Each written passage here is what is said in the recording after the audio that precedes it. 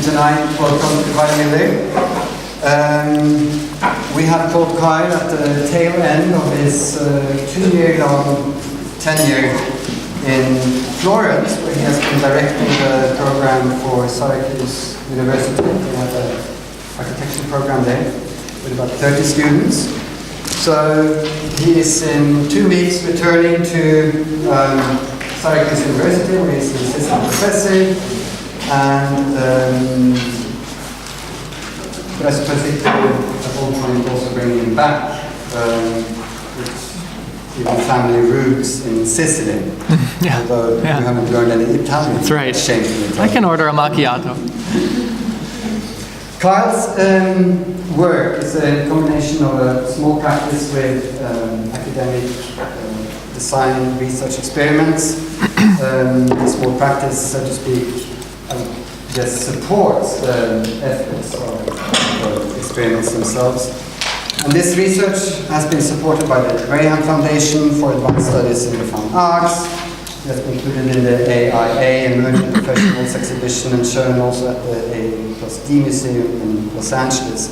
His own writing has been published in a range of publications, including ERRANT, at SAC, Mono, Fresh Punches, and the Journal for Architectural Education. And Kyle has previously taught at the University of Kentucky, as well as University of California, Los Angeles, UCLA, that is. He has worked professionally in Milwaukee, Los Angeles, and for 1 year also at UN Studio. That is all after having graduated from University of Michigan, Talbot College of Architecture and Planning, and then his professional degree at UCLA, where he earned the award AIA Henry Adams Medal and certificate.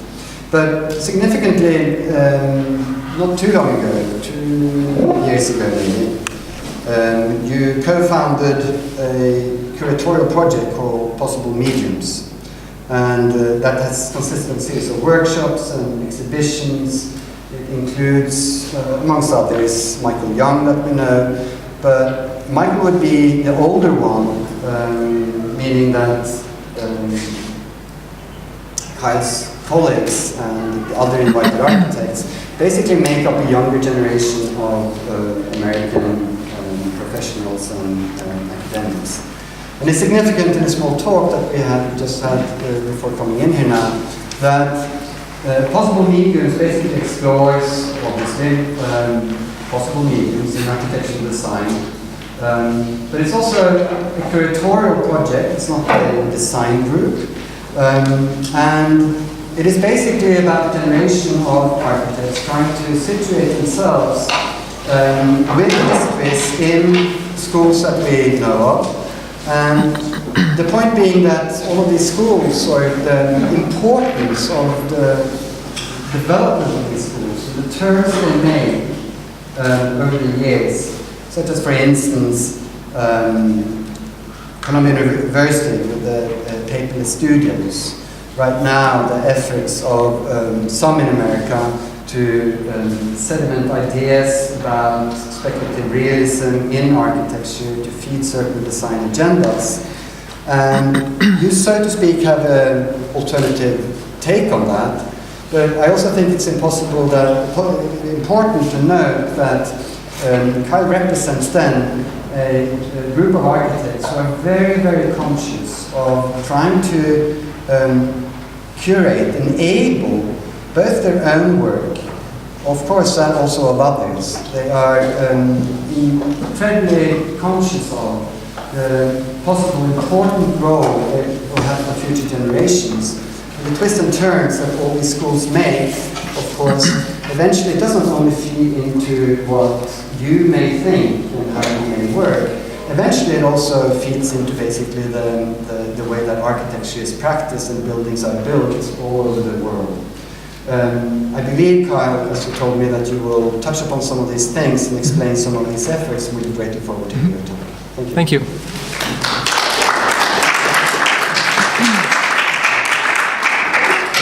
Thank you, Johan, for the introduction. Also, thank you guys for coming. I was very happy to receive the invitation to come here. It's a school I got to know a little bit about through the work of my colleagues when I was in Amsterdam and have tracked ever since. I think it's a very special place, and you guys are fortunate to be here, and hopefully you know that.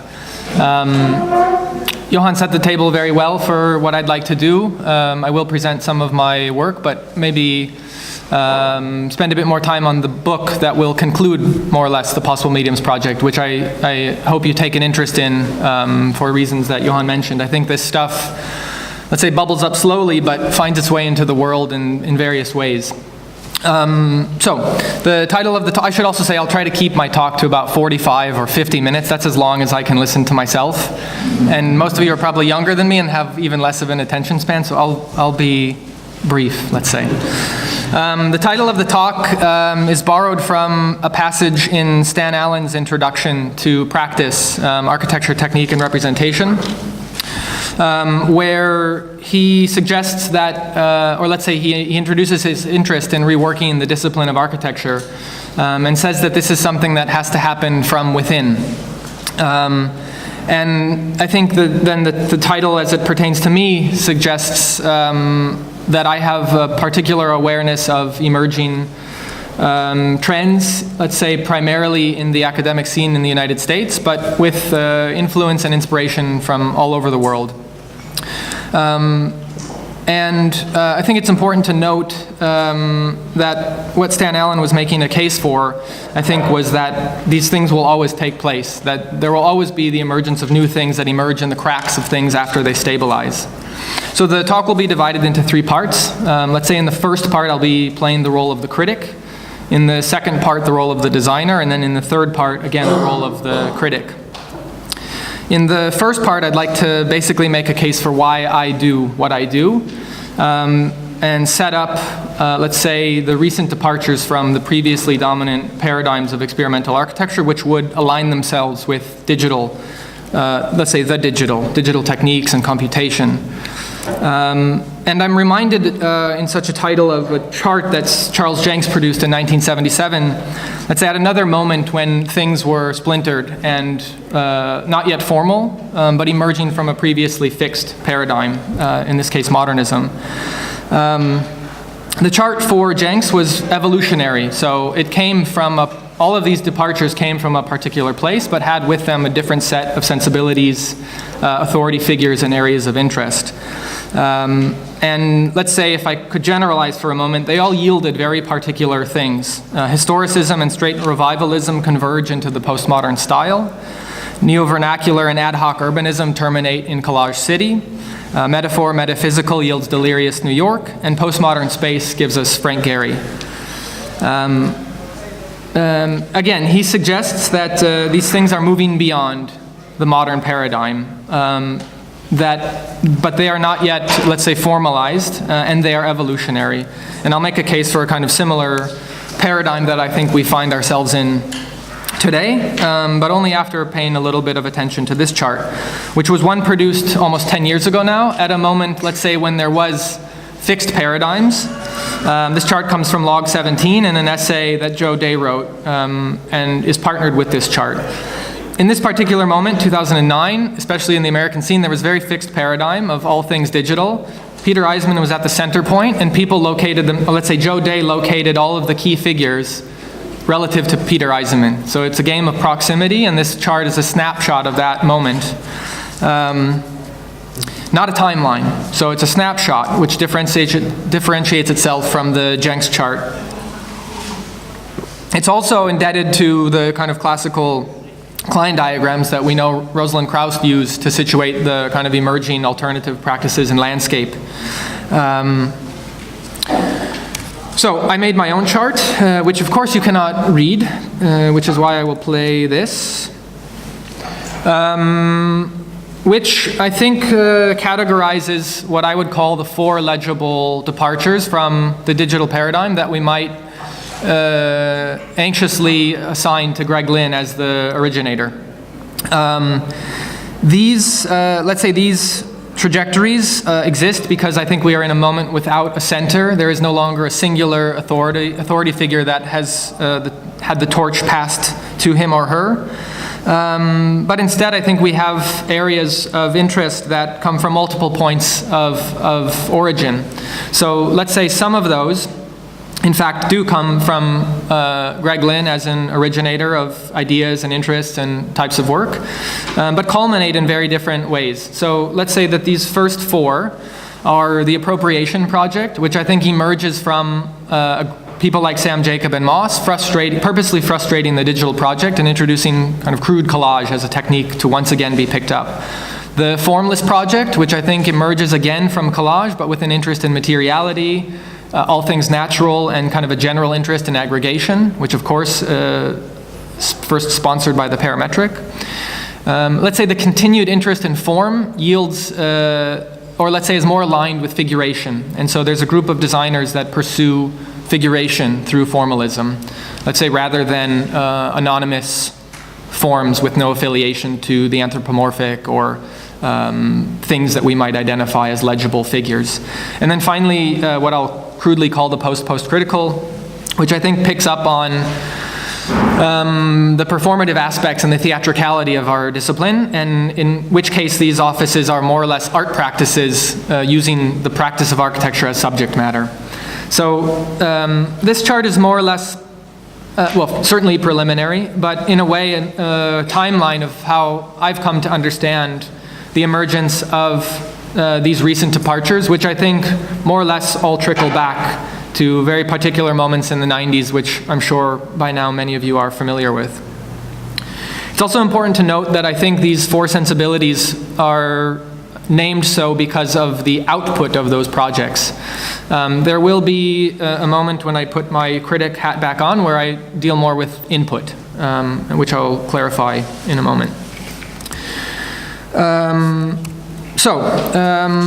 That more or less is an attempt at situating the fact that things are different now than they were 10 years ago, and they're not different in a singular way, meaning we are in a kind of, to quote Jason Payne, a kind of comfortable interlude of a kind of singular fixed thing that younger emerging architects are working on, which I think was the case when I was a student at UCLA in the middle of the 2000s, where the kind of digital paradigm was something that was still in a kind of process of maturation.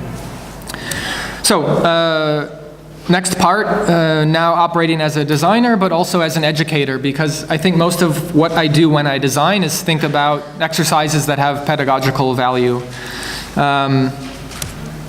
Let's say if I find myself in this kind of appropriation track, I should also mention that nothing that I do begins on a blank table. Almost everything I do, including picking the title for my talks, comes from elsewhere.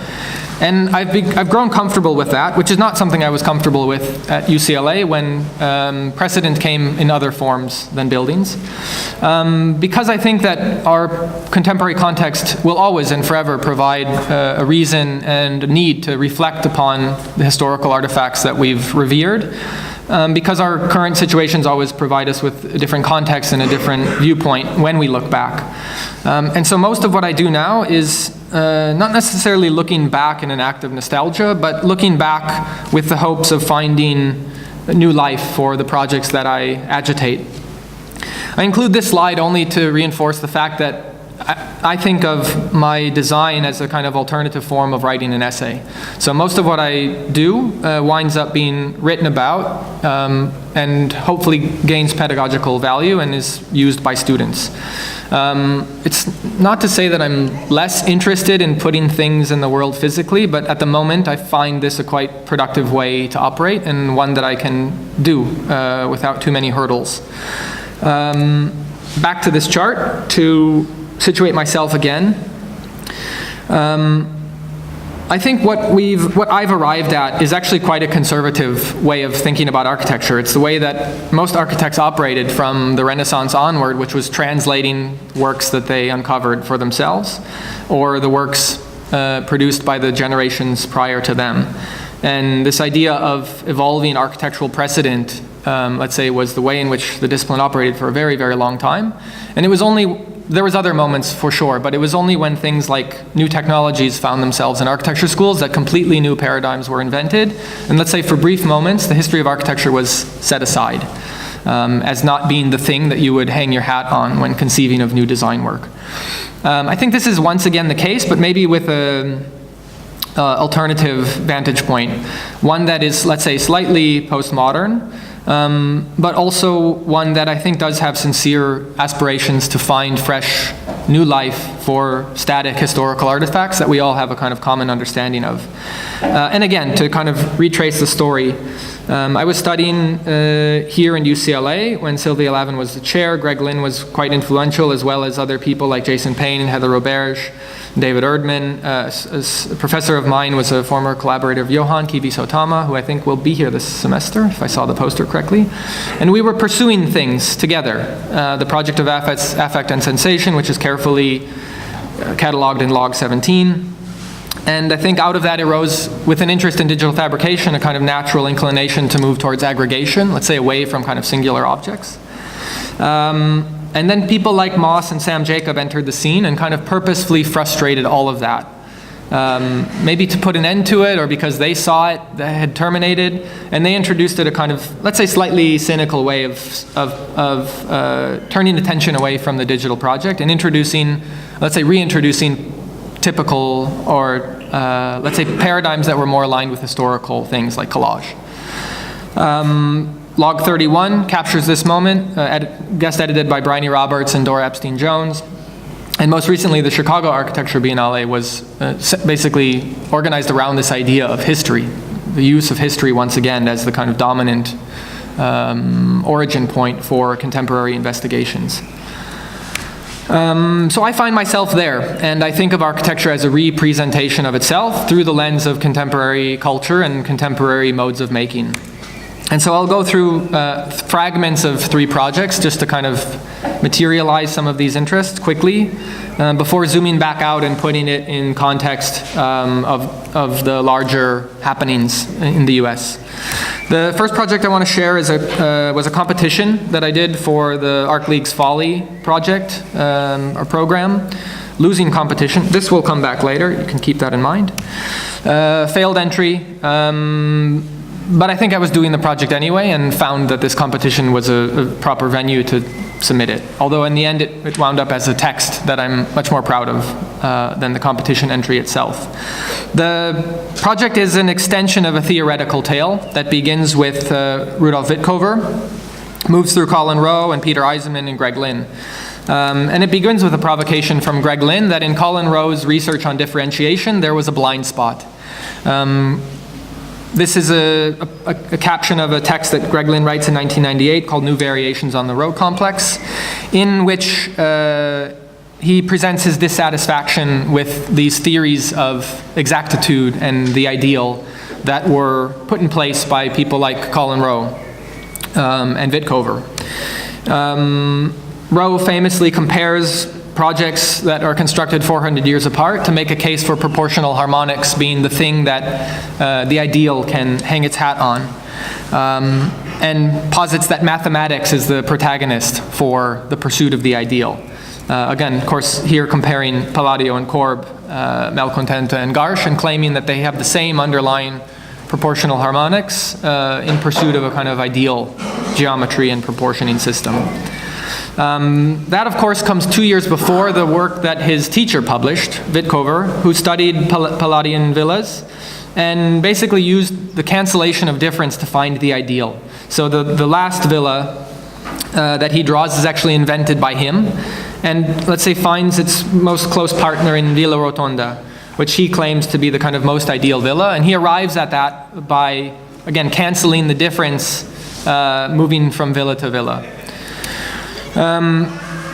Of course, dissatisfied with this idea that we arrive at a kind of singular ideal, and the fact that if we do this, there will be no room for kind of new paths to emerge. It'll always arrive at a kind of singular mathematical perfect ideal. Greg Lynn uses mathematics, but instead this time calculus, as a way to make a case for exactitude. He calls it the anexact, but equally ideal. And so not only does he not work through cancellation, but he celebrates difference through variation. This most famously plays out in his embryological house. And I think is a very critical moment, let's say, in this theoretical tale as a way to open up new territory for what it means to pursue exactitude and multiple ideals. I picked up that tale, basically, and said, what if we think about the embodiment of difference in a singular artifact? So I started basically running Boolean operations on Palladian villas in succession as a way to yield the anomalies and the aberrations. So all of those villas are basically one of the villas in Witkover's diagram subtracted from Villa Rotunda, which he claims is the most ideal. So when those villas don't conform, what's left is the aberration or the anomaly that doesn't allow that villa to be the ideal. It yields in the end a kind of singular object that embodies difference. It's a composite of errors, anomalies, and aberrations, and in essence celebrates in this kind of singular fixed object difference, but only difference. So nothing that is here corresponds to the ideal villa, and in fact is only a composite of all of the ways in which Palladio's villas did not correspond to Witkover's ideal. The second project I'll share is called The Plan is the Generator. This comes back later. Also begins with a provocation put forward by somebody we all know, Corbusier. In 3 Reminders, he claims that the plan is the generator. I like to think of this as an empty provocation. So the generator of what? Perhaps form. So I started with 3 familiar points of origin. Again, these are projects we likely all know and already have a kind of association to. So they are familiar in some ways. And I do this on canonical works for that reason, because any modification to them is an act of defamiliarization that I think puts the new and the original in tension with one another, and in doing so provides room for this kind of new territory to be claimed because of the kind of fixity of the original. With this in mind, I began with an analysis of the plans. I won't share that stuff today other than verbally. So for example, when looking at Venturi's mother's house, certain things stand out. The kind of almost symmetrical organization, the stereotomic object that's placed within a tectonic field, and the irregular shapes that are packed within a regular bounding box. So I think with these things in mind, there was an interest to produce a form that was purely generated from manipulation of the plan in X, Y, and Z, and then through the articulation of that resultant mass. And in doing so, I think kind of tortures the singular figure and allows it to live many lives as it moves through this form, which of course, let's say, bears resemblance to its original because it's born from the original's features. So what remains here is the kind of interplay of the tectonic and the stereotomic, the packing of the irregular, in this case forms, into a regular bounding box, in this case the extruded rectangle, and I think some of the, let's say, anomalous features that one finds in the mother's house now become activated 3-dimensionally and from every vantage point.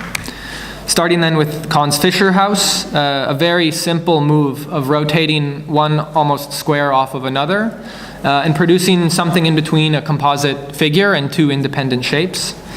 The resultant form then, I think, again, shares some of these qualities with that original plan, but now operate in 3 dimensions. And in this case, I think the resultant, let's say, figures through the form are in line with the proposition of this kind of one mass teetering off the other, in Kahn's case in plan, and in my case in 3 dimensions. But where the Fischer house is actually quite subtle in its singular move, and let's say quite slow in the way that one shape rotates off the other, this form becomes quite coarse, even aggressive, as one mass teeters over the other, in a very different way than the plan exists in a more calm way.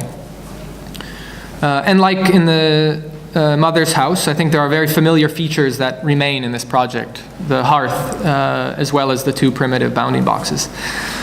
Stanley Tigerman's Daisy House, clearly about figural legibility, and in his case only in plan. And again, the interest was to move that legibility in the X, Y, and Z dimensions, and doubling down on that legibility. So in this case, The kind of phallic figure now becomes more three-dimensional. The undulation is exacerbated in the z direction and compresses the space much more so than it does in the built version in plan. And uses, let's say, the kind of squiggly lines that interrupt the figure in plan to allow that project to operate at a more human scale, to ornament or articulate that figure and even compete for attention now that it's introduced in the kind of vertical picture plane rather than the plan, which we do not experience as visually as we do the elevation. This was the basis for the studio I taught last semester in Florence that I called 3 Reminders. We worked through plan, surface, and volume in sequence, but I'll just show the plan version as a way to relate back to the project that I produced. And we were working with composites of canonical Italian works. So for the most part, working with larger churches and villas through collage as a way to produce this composite plan that, let's say, bears resemblance to its multiple points of origin, but does not allow a kind of singular work to be featured. And it really becomes something new as a composite. Formally then, we see the result that, let's say, does not bear resemblance to singular plans, as was the case in the project that I completed, but very quickly gains formal dynamism just because of the procedures of extrusion and Boolean, and operates both as a three-dimensional figural form, but also in ways much more complex dynamic assemblage of features than the simple extrusion would produce. The final result of that was to, let's say, articulate the surfaces with the lines, the interior lines of the plan. What I quite like about this student project in particular is that it has both legibility as a figure in the elevational profile, even taking on the contrapposto pose and starting to become slightly anthropomorphic, but then existing at another scale when this ornamentation takes place, simply because of the over-articulation of that surface through the projection of the interior lines onto that. I quite like this because, let's say, it tapped into emerging aesthetic paradigms that are being developed elsewhere, but stood alone. So let's say it has the dynamism of the techniques of kit bashing that people like Mark Gage and David Rue are working on, but doesn't have the familiarity of the found object as the thing that's being composited or collaged upon itself.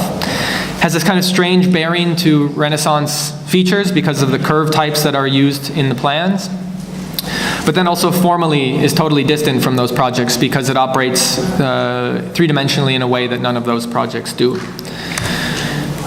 It's something that I wish to continue. I had, this is being recorded, but I'll say it anyways. I had immediate regret to not run this studio again this semester because I think it would have been a nice way to build on some of the successes of the previous semester. But I'll find a way to continue it, I suppose.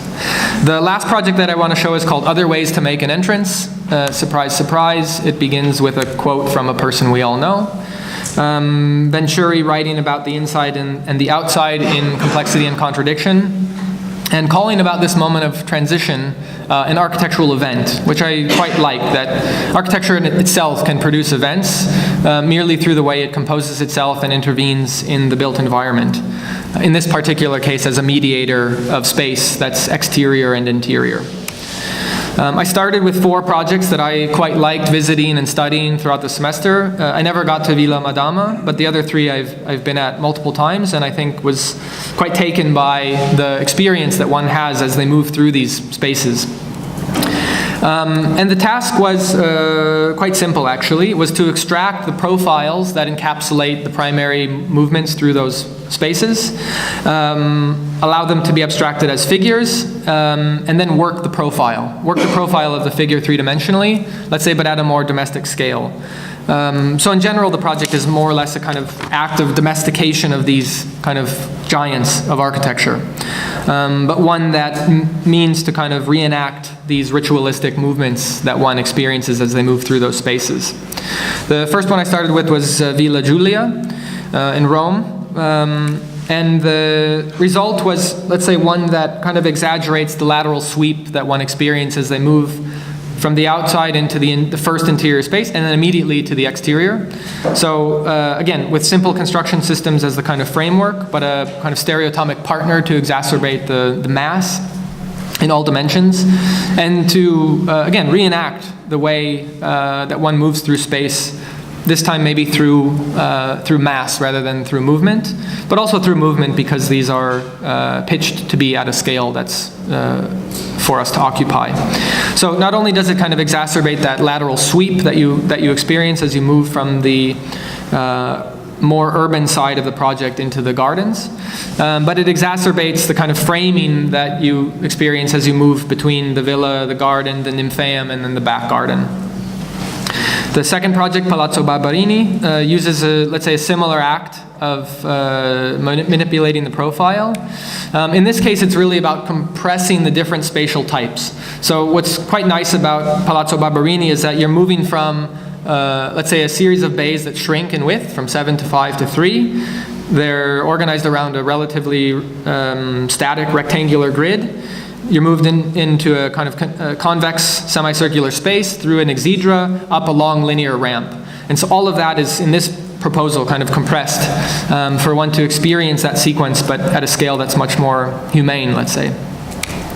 A third example was working with Villa Madama, and the first act was to kind of complete the currently incomplete cortile and to think about containment. So this project is really about moving you into a space that's meant as a threshold, but allowing that to be an act of containment rather than a space for passage.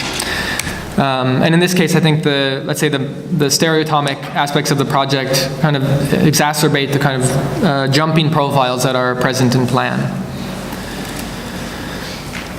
And then finally finishing with Santivo from Borromini, a really beautiful space, almost a kind of secret space. You enter in through this relatively modest door, and again, the church is kind of almost awkwardly captured by these flanking passageways that move out the back. But it's quite a captive space, but one that almost operates through opposition. So you're confronted with a concave curve, which is then mirrored over itself to produce this more convex-oriented church, which then reorients you vertically. So the idea was to kind of frame that space quite directly, to exaggerate the linear nature in which one moves through that space, and to produce this effect of opposition, moving from the concave to the convex as a passage. So again, I think it's important to reiterate these are fractions of, in some cases, ongoing projects, but I think are meant to be evidence of the ways in which I appropriate works that probably most of you are familiar with as a way to imagine them in new contexts, running their features through more, let's say, slightly more contemporary routines, and breathing new life into them. I think my interest actually lies more in the kind of complete transformation of them into something that does not rely on the historical artifact as a crutch, but as a pedagogically oriented exercise. I think to reveal that act of translation is quite important for me, because it is an exercise that I think hopefully yields pedagogical value, then again is something that I would not find success in unless it finds itself in the built environment. Turning my attention back to my curatorial efforts, and to introduce a project that me and 3 of my peers conceived of actually in 2012, that we called Possible Mediums. I think it's important to note that all of us found ourselves in quite a unique circumstance. Beginning our teaching careers in our late 20s in the American Midwest, where there was quite some freedom to move around and do things as we pleased, let's say without waiting for the approval of more senior people that were occupying similar territory. The project but let's say occurred in a parallel moment to a text written by Michael Meredith called Post-Medium Specific Architecture, in which he claimed that we were in a state of post-medium specificity and that there is no longer a singular discipline of architecture, and we have no business talking to other architects that do different type of work because we have different value systems, we no longer have common points of reference. And in fact, the discipline is fractured into subgenres. He lists 29 possible subgenres for architecture. His take is quite cynical, and let's say, I think it's fair to say lacks optimism, but was an important moment of critique. I think we were attempting to be a bit more optimistic in also acknowledging this moment of a lack of medium specificity. And turned to art critic Rosalind Krauss, who also writes extensively about medium, and let's say uses this book, which was written not long ago, to make a case for how we might reinterpret medium in creative disciplines, not as something that Clement Greenberg would have identified, which is medium as a physical substance. So I think her and others at the time were thinking about the different ways in which we can constitute what is a medium and how mediums are specific, let's say relative to a rule set. So Krauss uses this book to make a case for how artists invent mediums, makes a case for how we are to reconsider what a medium is and where it plays out. So for Greenberg, it was about physical substance. For Krauss, it's more about the conventions of working, and that's, let's say, the memory that's passed from generation to generation that stays with the medium itself. Which is, let's say, very counter to how Marshall McLuhan writes about medium, that the medium is the message in and of itself and does not necessarily need the work of the forebears of that medium to persist. But where Krauss also deviates is, again, in moving away from traditional mediums like painting, sculpture, into what she calls technical support. So she's writing at this moment about film and performance.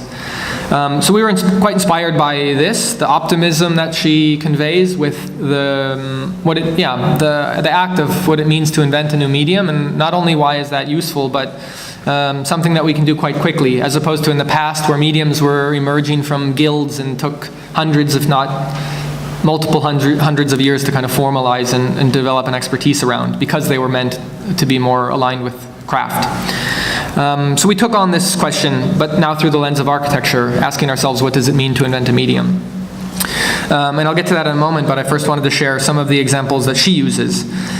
She points to Frank Stella, who at this moment, she says, is actually not working as a painter, on painting as a medium, but in fact, by changing the shape of the canvas, is working on shape as the medium, the focal point of the work and where the rules are established. So the relationship between the captive shapes or figures of that construction and the bounding figure of that construction itself. I was quite pleasantly surprised when I found a very similar version of these that was newly acquired by the museum to my left, to your right, earlier this morning. She also presents the example of Ed Ruscha, who I think also was expressing interest in this time of moving away from traditional mediums, just as Stella was, and let's say finds an affinity driving across the country in car culture, and at that moment identifies the car as the medium and the subject matter for his work, which, let's say, translates across many traditional mediums. So, where Stella works figure, Ruscha works car culture. And I think we could say the same for many other very famous artists, that in fact Pollock is not working painting, he's working drippings. And these artists claim very particular territory for themselves as the kind of subject matter of their work. And I think those things transcend the traditional mediums of art and become the subject matter where new specificities emerge through the rule sets that are developed by these architects working through these alternative mediums. And where I was working through grids, plans, and profiles, we've identified 16 possible mediums that we've found our colleagues building up, let's say, over the past 5, 6, 7 years. And in fact, I think these become the abstract mediums that we've identified to be the primary subject matter of the projects that me and my colleagues are developing, and where specificity is being gained through the kind of rule sets that emerge through multiple practices working on these particular mediums. This is, let's say, close to the cover of our book. We haven't yet decided on the color. It's the last thing that we have to do before the book goes to print, which is important for us because the book will also contain, let's say, a change of paper every time you move between mediums. So we've stripped the book of many other variables. It took us a long time to become comfortable with putting almost every image in black and white, but we did that to allow the book to become a medium for our graphic designer, which is, let's say, not a speculative one, but quite a common one, and to allow the tactile features of that book to, let's say, be in line with the way that we conceive of our architectural projects. I want to play a video, which is just simply every spread of the book. And while I do that, I will oscillate between speaking freely and reading. But in general, I want to share our preface with you. To read for 13 minutes would drive all of us crazy, so I'm going to try to contain that to 6 and speak freely through the other 7. But while I'm doing all of that, you'll have beautiful things to look at. I'm going to try and put this in full screen, but last time I did that, things went awry. Let's see if it works. Yeah, it's okay. Yeah, so you'll see every spread of the book. That will last 14 minutes and 35 seconds. And then I'll just conclude the presentation by walking us through one of the chapters to make a case for how the specificity emerges from the medium. But in general, maybe to go back to some of the things Johan was introducing, the preface more or less attempts to tell the story of the mid-2000s in the American scene and everything that has emerged in the wake of everything that was, let's say, comfortable and fixed at that moment. Okay, so I mentioned before that the collaboration is myself and 3 others. Adam Fury, who teaches at the University of Michigan and is part of a group called Team. Kelly Baer, who teaches at UIC, and Christy Ballier, who is teaching at SCIARC and soon Ohio State. And together have a practice called Baer-Ballier. It's important to note that we all studied at UCLA between 2003 and 2008. I was the last one to finish in 2008.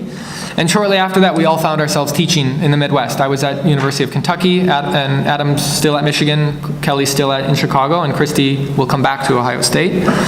And what we found when we would go to each other's reviews was, let's say, quite a wide variety of new work popping up by young faculty, and of course their students, that challenge the conventional mediums of architecture. To read one sentence here: comics and toys showed up alongside perspectives and models. Orthographic drawings not only depicted space, they crafted optical tricks, and exotic textures coded objects of all shapes and sizes. With each cartoon, visual riddle, and fuzzy thing we encountered, it occurred to us that something significant was happening in the middle. So we took it upon ourselves to use our curatorial project and now this book to mark that moment, one that I think is quite significant. And I think time will tell perhaps quite significant, let's say, as the moment at which new paradigms emerged. So bear with me while I read a little bit. The work of our invited, I should say, the first thing we did was a conference at Ohio State where we had 12 workshops happening simultaneously, one of which was led by Michael Young. The work of our invited participants presented an initial challenge. How do we classify such diverse projects? Academic conferences commonly require tight themes, and the body of work we sought to assemble included balloons, rocks, kites, foam animals, and bagpipes, among other things. We turned to another curious list for insight, a certain Chinese encyclopedia that French philosopher Michel Foucault encountered in the writing of author Jorge Luis Borges, which informed the preface of his seminal text, The Order of Things. In an essay from 1942 titled The Analytical Language of John Wilkins, Borges cites the ancient Chinese classification system that divides animals into such categories as embalmed ones, suckling pigs, mermaids, fabulous ones, stray dogs, those that have just broken the flower vase, those that at a distance resemble flies, and so on. The absurdity of this list is readily apparent, as the conventions of taxonomy expected in an encyclopedia disappear. In its place are biological entities followed by imagined ones, presumed facts juxtaposed with overt fictions. The list not only caused Foucault to burst into laughter, but also to reflect upon epistemology.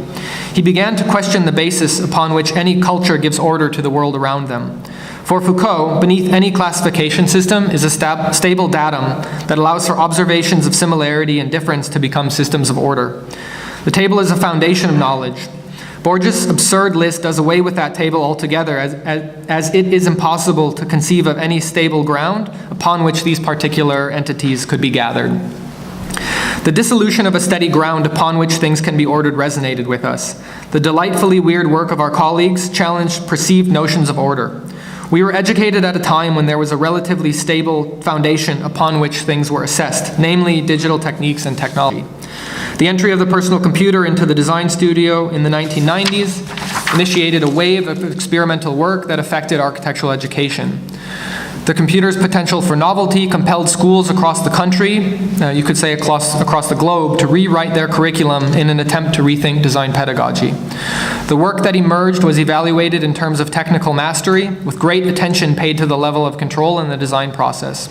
An arms race of technical virtuosity preoccupied schools of architecture for the better part of the early 2000s, but subsided by the end of the decade. As digital proficiency turned commonplace, it was no longer a sufficient claim to novelty. Digital design diverged into separate tracks, each with their own expertise and internal discourse, such as digital fabrication, algorithmic scripting, and aesthetics. The latter saw computationally derived topological forms assessed in classical aesthetic terms such as beauty, elegance, or the grotesque, while the former veered toward scientific research. The digital turn that once dominated the 1990s and the early 2000s started to dissolve, and the fragments of new orders and things emerged in its wake. Many of these fragments were created by our colleagues, developed in the student work at our respective institutions, and brought together through possible mediums. When initiating the project, we asked what structure would produce meaningful arrangements between such a variety of projects. On what terms will this work be discussed and evolve? What will the tone of this conversation be? Who will partake? After much deliberation on how to guide our efforts, we settled on a few key principles: collectivity, communication, and design. So, regarding collectivity, as I mentioned earlier, the curatorial project is of 4 of us. And at our initial event, we had 16. We did an exhibition that invited 25, and in the book we represent the work of 40 individuals, maybe 30 offices together. And again, that initial conference was really about collectivity, 12 people coming together to work on projects that they were developing, but also to immediately put pressure on those things to be discussed in a slightly more formal way. So we had 12 workshops taking place across 4 days, but we interrupted those workshops in consecutive days to have, let's say, slightly more formal discussions around the work being produced in them. We had a review with John McMurrow and Jeffrey Kipnis, who left us with a quote that I would like to read because it's quite nice. It was one of those rare affairs where all of the forces involved, from the people to the organization to the architectural space of the school itself, combined to generate a productive synergy that went beyond any and all reasonable expectations. The students were utterly transfixed by their respective workshop projects, and the considerable and individual energy of each team welled into an extraordinary collaborative sociology among all involved. Think Woodstock. So thank you, Jeffrey Kipnis, for that praise. And for us, it's important to note this is a group effort. I mentioned previously that the history of the discipline is one of passing of the torch between authority figures. And at this moment, let's say 2011, 2012, 2013, maybe even slightly earlier, there was a lot of discussion that emerged in architectural circles about the loss of authority. And many people mourned this moment, this kind of splintering into many things being possible and many authority figures coexisting simultaneously, let's say from different backgrounds.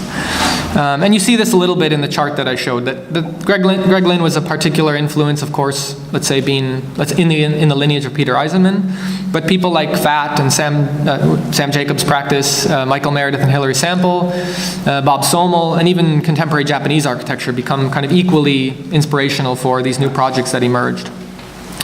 And I think for us, this idea of collectivity and discussion and collaboration is influenced by our education. So I mentioned earlier we all studied at UCLA when Sylvia Lavin was the chair from 1996 to 2006, and found quite a bit of specificity in the ways that she curated a very particular educational environment. There was very notable faculty there at that time: Neil Denari, David Erdman, Marcelin Gao, Mark Lee, Greg Lynn, Tom Main, Jason Payne, Heather Roberge, Bob Somel, Kivi Sotama, and Michael Speaks, to name a few. And the curriculum was filled with research studios, theory courses, technology seminars, and events, symposia, exhibitions, lectures, and workshops. It was a very specific thing that she was putting all of these pieces together in a particular way to cultivate a discussion. And it was an important transformative moment for all of us, and I think something that lingers with us. It informs the project and our general participation in architectural culture. It's also important to say that what we do is out in the open. So the project really highlights design ideas in their earliest formation. You've seen no buildings thus far, which is maybe cause for discomfort among some people, but in fact we see these as the seeds of architecture to come.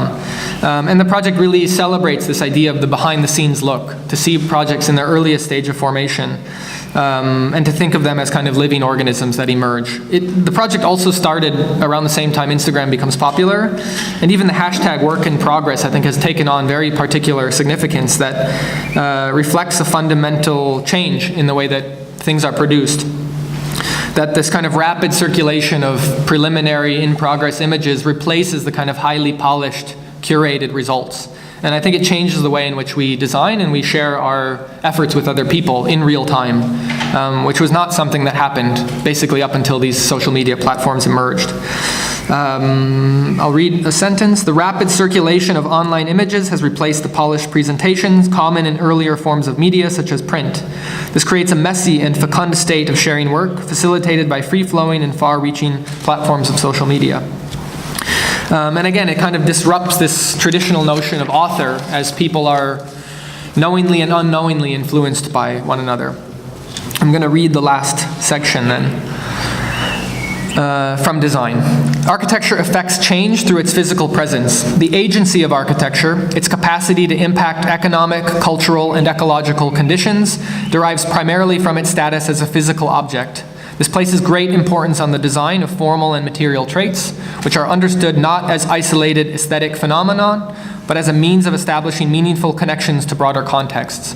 This leads to mediums as a focal point. We are interested in how architects work, what they choose to work on, and what their efforts yield.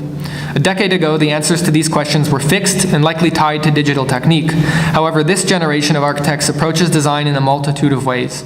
Following Jean-Luc Nancy's provocation that there are several arts and not just one, we comfortably use the improper plural mediums to highlight the plurality of contemporary architecture. Where media foregrounds technical apparatuses, mediums implicates a broad range of working methods, both material and abstract. There is no longer a single way to conceive of or produce architecture. The field is full of possible approaches. In art, this is often referred to as a postmedium condition, a term coined by art theorist Rosalind Krauss to describe the shift from the few privileged mediums of modernism to the proliferation of art forms in the post-war years, such as video, performance, and body art. Throughout her writing, Krauss tracks the waning of medium specificity, whereby art is defined by its most essential features, the flatness of a painting, for example, to a post-medium condition where the fundamental characteristics of art fluctuate. According to Krauss, an artist invents a medium when certain procedures, techniques, or constraints are elevated to the level of a defining characteristic, such as the shape of a canvas in relation to the figures of the painting. The specificity of the medium is reinstated through the rules established by the artist as embodied in their work. The Possible Mediums project tracks a similar move in architecture from a narrow set of traditional design methods to a broader range of approaches. And like Krauss, who shifts focus away from the strict definition of art as a material entity, we are interested in the stages of architectural design that precede its instantiation as building. Architects invent mediums by redefining the terms under which their work develops and elevating certain characteristics of the design above others. When we began the Possible Mediums project, middle was a mere fact of geography. Over time, it has taken on epistemological significance. Foucault reminds us that our understanding of the world is far from universal. Rather, it is determined by and changes with the history of thought itself. In each episteme, it is possible to think certain thoughts and not others, a condition governed by the structure of knowledge, not by the nature of reality. And yet, between one historical moment and the next, there exists a middle region where perceptions and thoughts are in flux, that is, where humans confront things outright before institutions of similarity and difference pair with patterns of thought to impose order. This middle region is where objects precede systematic philosophies and historical narratives. It is a zone where the artifacts of design hold as much sway as the thoughts and theories of those designers. We believe this historical moment to be such a middle region. Thus, we have structured the Possible Mediums book as a diverse collection of thoughts, provocations, definitions, and images to capture this moment in the middle. Artifacts, bodies, furniture, graphics, grids, lines, narratives, pattern, plastic, plans, primitives, profiles, puzzles, rocks, stacks, and volumes are put forth as new mediums for architecture. Each chapter defines a medium and includes projects with related formal and material qualities. The chapters are followed by guest essays, which reflect upon each medium's position in contemporary design discourse. The book demonstrates our methods of reorganizing and recording new trajectories of architectural design. We approach the diversity of design today with neither cynicism nor divisiveness. Instead, we frame architecture's potential as simply and optimistically possible. Possible Mediums is not a systematic theory, a manifesto, or a banal survey. It is a projection of architecture and knowledge to come. I think it's important also, I guess this will come shortly. I finished 40 seconds too early. There's just a few more of these pictures. Well, let's watch them.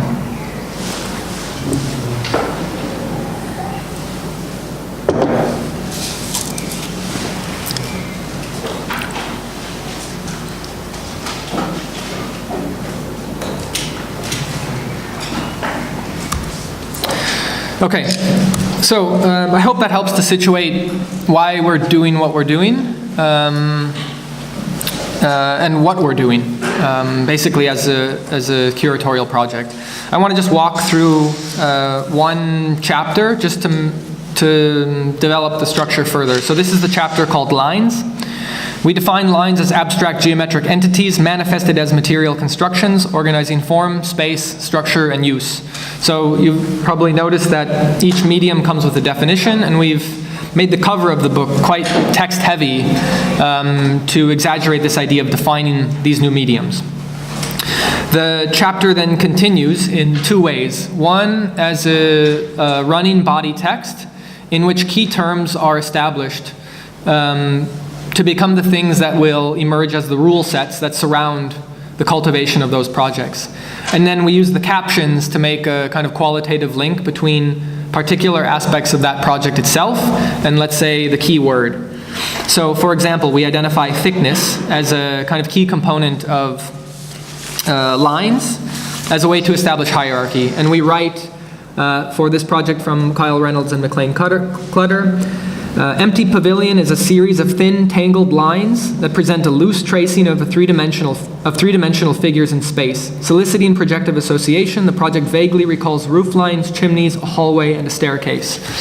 So let's say that slightly larger body text runs continuously as a way to establish the medium specificity that may partner with these newly identified or established mediums. And then those projects, let's say you could read the book in another way by just reading the captions and understanding the specificity of that medium through particular aspects of that project. And with each chapter, we present particular aspects of those projects relative to the key term. So when we move from thickness to curvature and continuity, here we use curvature and continuity as a way to modulate space. So whereas a hierarchy is established through thickness, modulation and spatial articulation can take place through curvature and continuity. The act of lifting a line up or allowing it to be continuous to capture space is what allows this kind of abstract two-dimensional thing to become three-dimensional. And then finally with spacing, as a way to, let's say, in built form, provide stability and enclosure when that spacing is at an extreme, meaning the lines are thickened and exist in adjacency to one another, as we see with the images on the right, versus as the left, where we see, let's say, a looser enclosure emerge through the space that exists between lines. So I'll read this caption because I quite like it.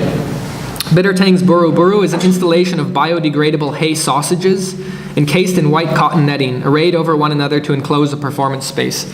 So in this case, they're kind of working the line and density of line work as a way to introduce more or less a surface to create enclosure. Versus the other project, which let's say loosely captures space. I think it's also to note, as I did earlier, that the book really captures quite a range of projects. We're hesitant to use the term diverse because actually all of these people are in quite close contact with one another. And let's say of the many subgenres that Michael Meredith identifies, I think we might only hit a couple of them. And maybe it's the ones that are more aligned with some of the more, let's say, hardcore issues within our discipline, form, space, and order, but also aesthetics. And it's also not diverse in an intentional way, as it only captures work of people operating in the US and primarily being supported by academic positions, which I think is important to say, that we have the luxury of allowing this work to mature more slowly because it's partnered with more academic efforts. That's not to say that some of these people do not have successful practices. Many of them do. It's just that they're allowed to take on, let's say, a more academic approach to their professional work. And so in that way, the group is actually quite confined, rather than, let's say, a kind of diverse sampling of global efforts. Also, I did this earlier, but to acknowledge the people that have made the project possible. No pun intended, because I think without them, we wouldn't have been afforded the luxury to work in a very free way. I think had we been operating on the coasts, the life of the project would have been quite different. And it's because of these people who gave us the kind of keys to the car in our earliest stages, we were able to really work very sincerely in a very deep way, in a collaborative way, and allow this project to emerge in an area of the country that, let's say, was without the kind of dominant paradigms that were present on either coast. We've also been fortunate to work with a great editor, Courtney Kaufman, who's the publications and events manager at Princeton, and a great graphic designer who I haven't listed here, Sean Yendris, who now operates out of Berlin. If you need a graphic designer, contact Sean. And has done a great job, I think, the book has taken, let's say, 5 different phases and has been written 3 different times, but I think the one that we've arrived at, I think, is the most appropriate to convey the spirit of the project and to collect the work in a very particular way. And if you've ever done a book, you know that it doesn't, not only do you not make money, you have to pay a lot of money to do it. And so thankfully we have support from the Graham Foundation as well as our home institutions. And without that, we wouldn't have had the ability to produce a book at such high quality by hiring a proper editor and graphic designer and signing on with a reputable publisher. So we're very thankful for all of that. Maybe I will simply end by saying I'm happy to continue the conversation through questions or afterward. And more importantly, please buy the book when it becomes available next month. Thank you.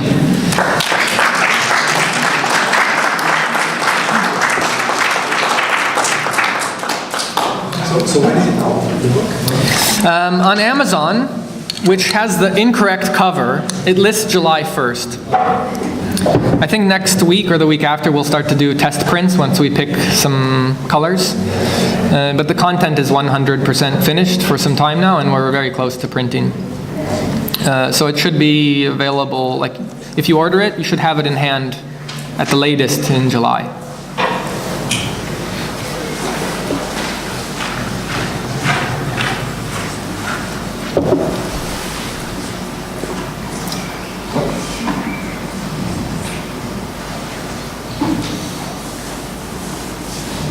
Carl, what do you think you think there's an eventual outcome in terms of the discourse also on buildings? You mean with respect to the lifespan of this work? Yeah. Yeah, so I think in some cases, some of the work, let's say, is more visually aligned with traditional building. So Jimenez Lai has put some big things in the world that are kind of like buildings. Freeland Buck has I mentioned that we didn't show buildings in this project, and some of these architects have buildings. Freeland Buck has also done quite a nice job at allowing some of this work to mature carefully into things that we would more commonly understand as architecture or building.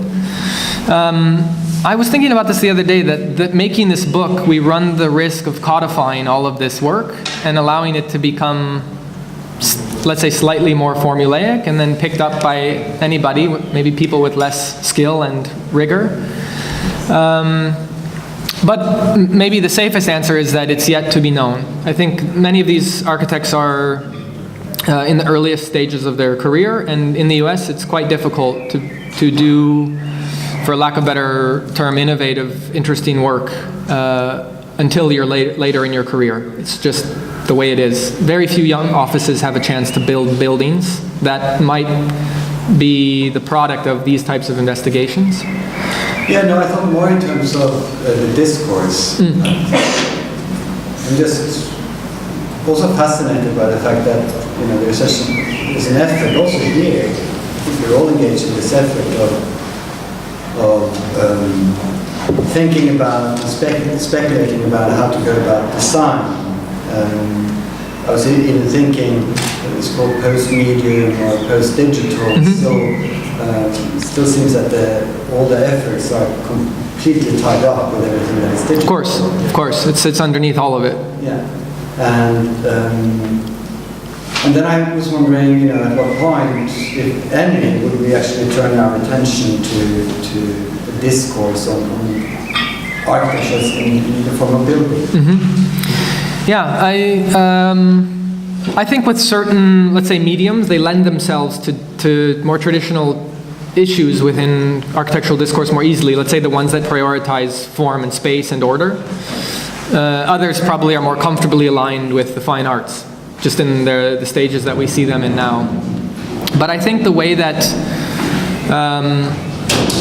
some of these projects are being cultivated, I think they will have a direct bearing on new paradigms for the way we conceive of space, let's say in a very different way than was being undertaken during the kind of explosive period of conceiving of space through digital technique and modeling routines and morphological conceptions of form and space. And I think the difficult thing, though, is that because these trajectories, these mediums are so diverse, I don't think it's possible to answer the question in any one way, because they each come with their own value sets. They all have different bearings on how they might instantiate themselves as buildings. But I think our interest for now is not, let's say, to believe and have optimism that these things will have bearing on more traditional terms of evaluation as buildings when these people have opportunities. And I suggested, I think some of the architects that are shown here have now some examples that we can see. I mean, even Michael Young's winning competition entry in Dessau, I think actually that stuff comes quite directly from him working on volume, which is one of our mediums. And something like him and his contribution to Coachella, I think this idea of three-dimensional figuration and cartoonish architecture, like we start to see it. But it's a case-by-case basis, and I think what's unique about this group is that, I suggested this when we were chatting earlier, that there's a kind of collective sense of individuality, which is quite different from, I think, the way that, if I may, many of my teachers operated with. Of course, let's say there was differences between each of those people, but there was a kind of collective project that they were contributing to, and so I think it could be evaluated and discussed without having to kind of make transitions from, let's say, person to person or project to project. At least that's how I interpret it. Of course, they're each unique, but I think at that moment there was something more clearly on the table that everyone knew was on the table, and they were going to try to contribute to. Whereas now, I think, to reinforce the passage in the preface, like there is no longer this kind of stable ground that we all build up from, and in fact, any one of these might become new foundations for projects to emerge. So I don't know if it's for sure not fair to say that this moment parallels the mid-90s moment, which I think was a much more dramatic shakeup because of the introduction of computation and computers and digital modeling. But let's say it's parallel in the sense that there's, it is a moment of transition from one paradigm to the next. But in this case, it's many nexts. Whereas I think the digital one, like moving from deconstructivism to folding, it's much more of a clear shift and something that everybody understood, okay, now that's what we're doing. And I don't think that exists now. So, yeah, the way in which this stuff might be evaluated in more traditional terms, I think is quite difficult to answer, let's say, in a blanket way. Yeah, I don't even mean traditional terms. And I don't think it necessarily, by no means would imply that, traditions are way in on it. Sure. I think it's, please understand me correctly, I mean, I think we're, in some ways, and again, with respect for differences and all that, we're sort of in this boat together in many ways. And some of was one thing, when you presented your own work, and it was the last one where you did the 3 buildings, I think it's, I think some of the things I think about, actually it dawned on me also there, that you engage with huge buildings, and you profess a fascination with these buildings in terms of the space and actually your own process of walking through the building. So it's all about the space. But the signs that you produce are actually tiny in comparison in scale. Right. So they obviously cannot be a direct take on the space as such. And in fact, you speak about compressed space, or at least one of them, I think it was the last. And of course and you do it also with materiality and with reference to tectonics and serotonics in ways that completely changes, where possibly the relation is very hard to establish. Between the referent and the new thing? Apart from, of course, a process. Right. So it's a process-oriented project that engages with a certain formalism in the design procedure. And the value of the reference as such, at least also in terms of how you present it, is basically one where one would wonder, what that is. And I think this is somehow I could put it differently. Concurrent with the engagement with folding in the 90s was also a discourse on space. Right. And that, of course, was not necessarily traditional or anything like that. So, and this is what I'm wondering, if you see openings onto a discourse on, for instance, space, which is, I suppose, implicitly what I mean by architecture as Sure, yeah.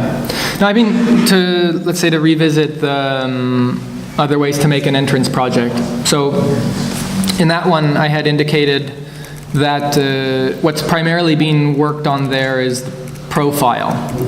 So for me, if I was to present this in a non-academic way, to pitch it as a structure to be built, the references would go away. Because for me, in fact, it's about the impact of the profile operating three-dimensionally on the body to exacerbate sequences that I've moved through and thresholds that I've experienced. So in this case, for me, and why I call these fragments is because I think for me the life of that project is much more in the qualities and characteristics of the output and the potential experience of that space, far less so than its ability to connect to the reference. However, in the book, there is a chapter on artifacts, in which case, if I can move ahead one slide. Nope, I'll play it. The artifact that's picked up is absolutely important when evaluating the output. So in this case, the qualities and the characteristics of this thing relate much more, especially in the project from Design with Company, to a kind of recognition of the point of origin. So in this case, that connection is much more significant versus the one I worked on, where I was comfortable totally altering scale, removing historical, political contexts, as a way to move towards something that could stand alone as its own physical construct, but maybe come with it a reminder of some of those things that those projects contain. So, I mean, that's where when I say earlier, I think you would have to address those issues on a case-by-case basis, because I think, like in the profiles chapter, for example,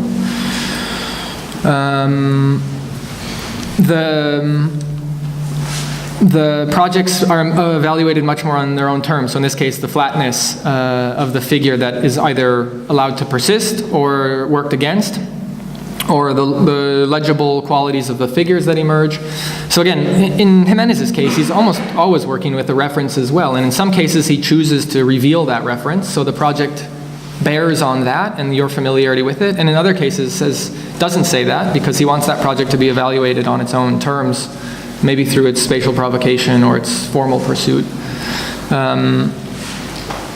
Yeah, I mean, I think it's a fair point that in some of these cases, especially in my projects, there is this kind of strange relationship between the point of origin and the thing that's new.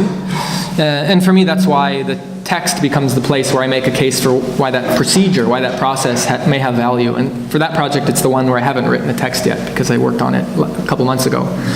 Whereas the first two, like for me, it was in the 13th Villa, it was a way for me to extend that lineage of working on difference. So it has, for me, it was not about making a folly that would sit in a park, although that was the means by which I could work on this topic. So difference became the kind of focal point there. Profiles becomes the focal point of these kind of smaller domestic reenactments. And like in some, I think in the grids one, like legacy becomes something that's worked. So like the grid, the legacy of the grid is kind of a rule that the grid projects work on, which means there's of course a connection to the history of architecture in a very direct way. Whereas other of these projects, my most recent one, are comfortable to kind of use it, even abuse it in a not a nice way, and move on. So again, for me, that project, were it to be built, would come without acknowledgement of reference, probably. Hi. Yeah. Just out of curiosity, were there any more mediums that were possibly which you edited out? Do I dare open up this? Can I get to Google without being online?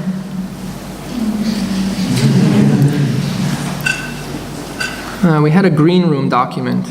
Possible mediums green. Can you guys see this? Yeah. I don't know what's going to be in here. This is dangerous. Are we? It's not going to work unless I'm. Is there free Wi-Fi? Yeah. Which one? Staedelschule. But it's not. But I need a password probably. Is it fine to take a minute to do this? We can show you the list that got cut. But can I ask you about the word medium that you use? Yeah. I mean, because usually, like traditionally, medium Yep. is considered to be something that disappears. Physical. No, but it's also something that is transparent. What do you mean by that? So it's usually not seen, you know. It's something that you take for granted. It's something that is like air, or let's say television. Yeah. Right? Ah, okay. So- But like, what about paint though? It's not about, paint. Yeah. It's not about content, really. It's something that kind of organizes content, Yeah. like pre-semantically, let's say. Yeah. And all these categories are semantic categories that have, like, let's say, symbolic kind of, so lines they have content in themselves, and the projects that you make, Yeah. they are registering this content, Yeah. like purposefully, right? Yeah. So every medium that you show kind of displays its own specificity through the... Correct. Right, but like in the case of McLuhan's medium, it will be something that kind of disappears, Yeah. that is not registered, and this is precisely why in like a reading of, like, let's say, ideological framing, it becomes the message because you don't really see it. Of course. So I'm just curious about this because it seems to, all of these, they seem to be kind of content Absolutely. that might be part of a medium in a way, maybe comes after the medium or something. So I'm really curious about this work. Yeah, I mean, I would say that first, this is. Can you see that? Can you see it or no? Can I full screen? Something happened. Yeah, it does that when I switch between full screen and not full screen. I don't know why. Enter full screen. No. Can I zoom in? Yeah, but something happened to this. You can kind of see it, no? So we had pelts at one point, tubes. I think tubes became lines. Vessels became volume. And then we had balloons, lumps, roofs. No, basically what we did, this is a behind the scenes thing now, I guess, but we would have conference calls across 4 time zones every week and try to see if we could, a rule for us was, don't let me forget to answer your question. I'm not avoiding it, I have an answer. The rule was that a medium could not belong to a singular author. Like, so 2 is a coincidence, 3 establishes a pattern. So basically that there had to be 3 practices that we could find this medium sitting beneath some of their projects. So we just started to collect, what is being worked, what are the key words, and we started to work on like basically a way in which we could make a case that a medium is more robust. So in this case, pelts didn't make the cut because there was just 2 groups working on it, Ellie and Adam, which are part of team, and the LADG. Although this became part of Stacks, that project became part of Stacks. And it was just a kind of living way for us to have a conversation about how these projects might merge. You guys can't see any of this. Too bad. I think your connection might be something. No, but what was happening is I would switch between. Let me replug in and see where we get.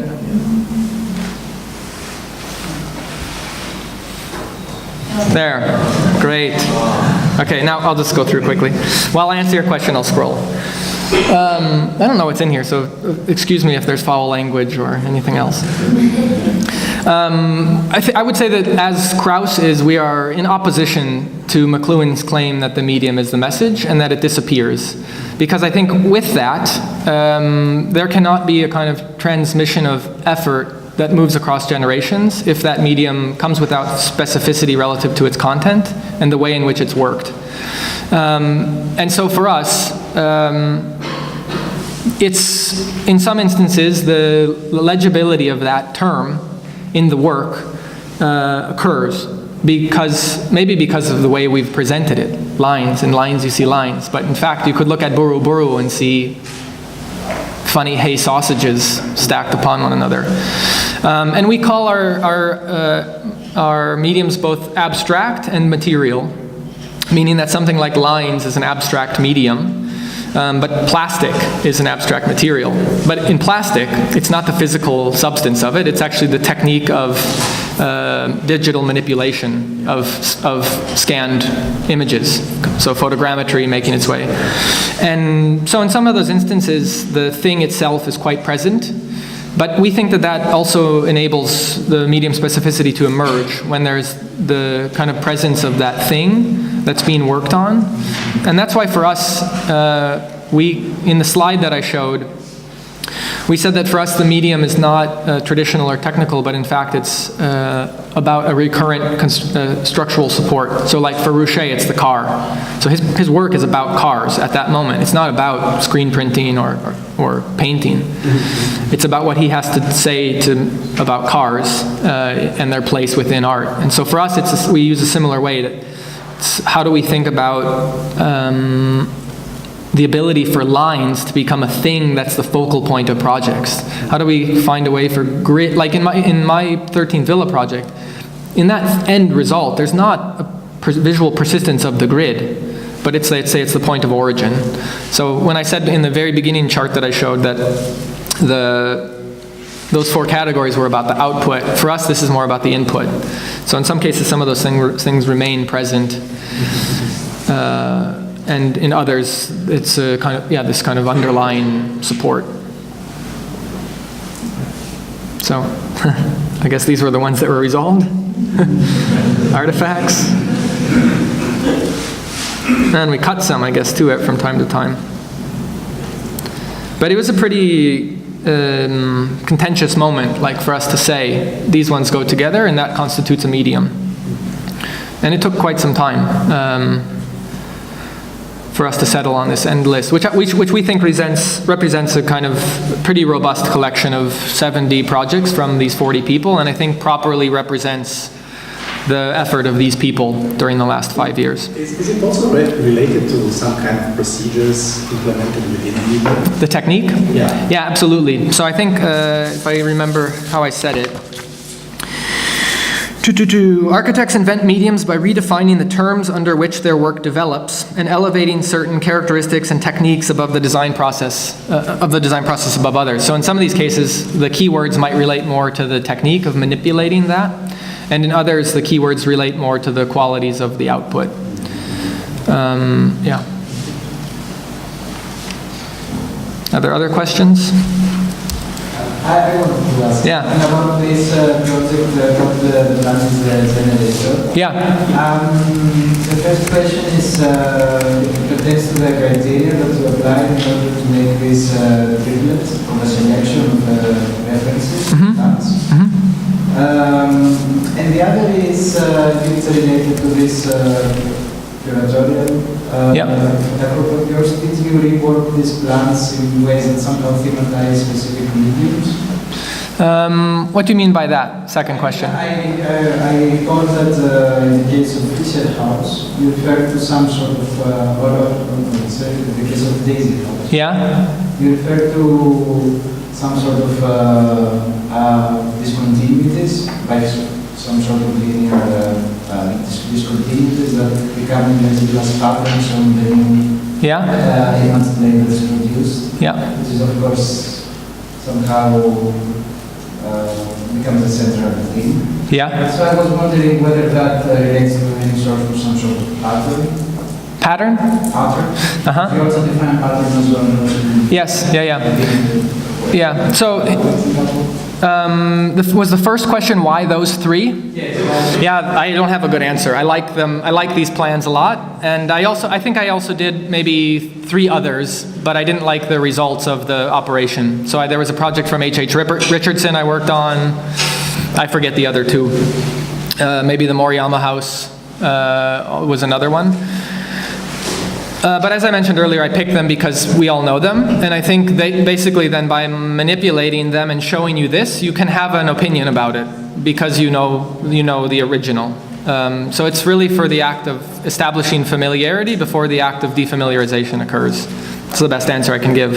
Regarding pattern, I don't know that this is pattern in the same way that we define pattern. So let's say that certain, let's say articulation of the mass occurs, but it's a result of projecting the plan onto the mass. And so I could extend the provocation that the plan is the generator of form, or let's say features of the plan have the ability to modulate mass and articulate surface. So if we extend the provocation, it's more about how the plan can operate at multiple scales. First formally, and then secondly in a more aesthetic way as the mass is articulated to, let's say, introduce another layer of reference back to those features of the plan. Yeah, as opposed to pattern, which I can just see how we define it because it's on the cover.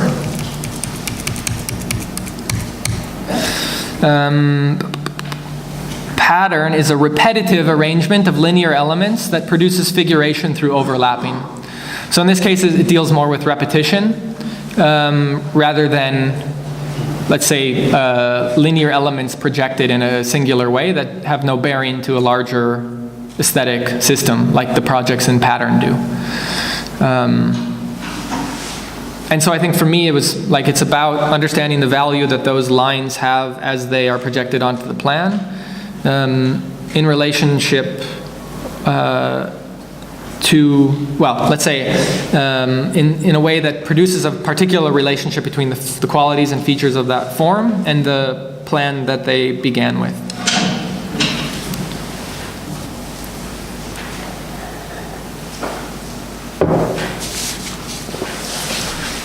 Very good, Colin. Great. Thank you so much. Thank you so much for the invitation.